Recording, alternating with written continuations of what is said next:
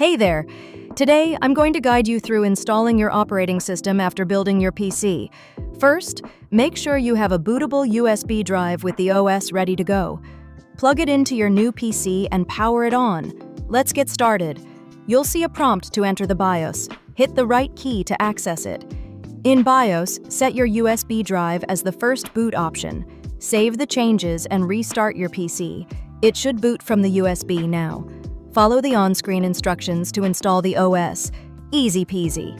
Once installed, don't forget to update your drivers for optimal performance. And finally, customize your settings to make it feel like home. Enjoy your new setup and happy computing.